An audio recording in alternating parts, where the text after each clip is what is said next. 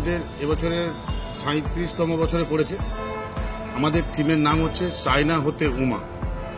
China হতে উমা আমরা যেটা বুঝতে চেয়েছি যে গোটা দেশ জুড়ে যে মানে ছোট ছোট মানে চাইল্ড ট্রাফিকিংয়ের উপরে আমাদের প্যান্ডেল, মানে আমরা এটা মণ্ডপটাকে যেভাবে তুলে ধরতে চেয়েছি, মানে মানুষকে সচেতন করেছি, মানে সমাজ মানে পুরুষ সমাজকে আমরা একটা সচেতনতার শিবির হিসাবে দেখা দিয়েছি। কেন বাঙালির উৎসব দুর্গা উৎসব, সেই দুর্গা উৎসবে লাখ লাখ মানুষ আমাদের এই বাসুদেবপুর ক্ষুদিরাম স্মৃতি সংঘের দুর্গা মণ্ডপ দেখতে আসে। প্রত্যেক বছর আমরা একটা সুন্দর থিম করি, মানুষ আমরা সমাজের কাছে ভালো বার্তা পাই। তো সেই জন্য আমরা এবারে চিন্তাভাবনা করেছি যে চাইল্ড ট্রাফিকিংয়ের উপরে আমরা আমাদের মণ্ডপটাকে সাজিয়েছি, যে পুরুষ মানুষদেরকে সমাজের মানুষদেরকে সচেতন করতে চাই আমরা, যে আপনি আপনার ছেলেকে যদি সাবধান না করেন, বোঝান না, মানুষ করে তাদেরকে ছোটবেলা থেকেই বোঝাতে হবে এবং তাদেরকেও বুঝতে হবে যে প্রত্যেকটা বাড়ির মেয়ে মানে আপনার মেয়ে, বাড়ির মেয়ে মানে আপনার বোন।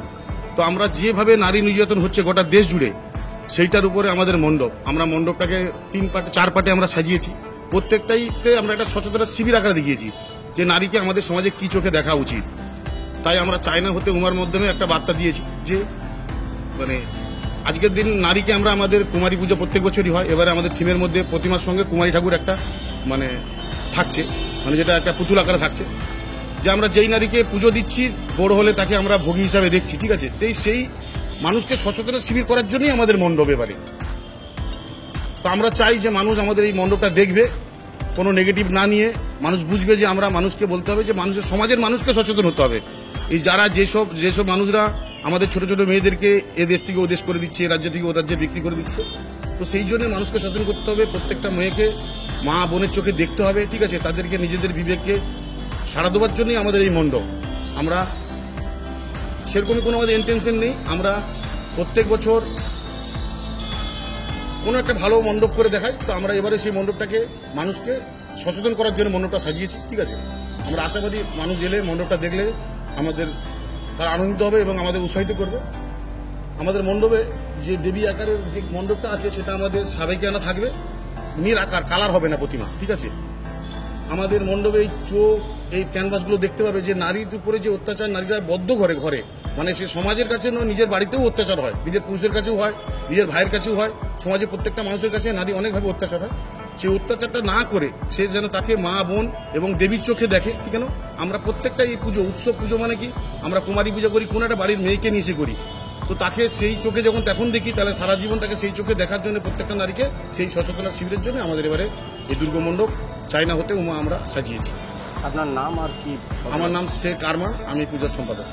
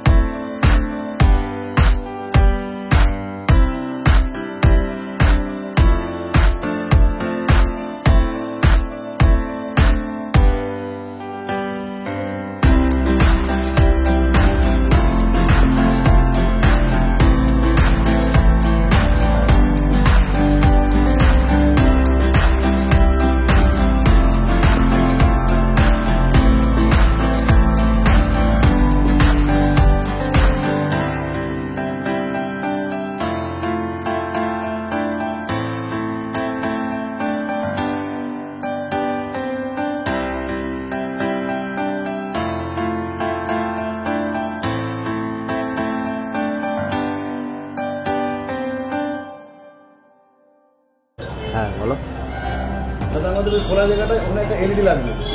তো এলইডির মধ্যে আমরা একটা গ্রাফিক্স দেখাবো যে একটা মহিলার মুখ বাঁধা আছে, সে চমচম করে এই খোলা মানে যন্ত্রণা থেকে বেরিয়ে যেতে চায়।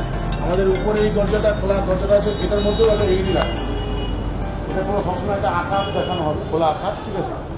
যে যন্ত্রণা বেদনা থেকে সবসময় আজাদ হতে চায়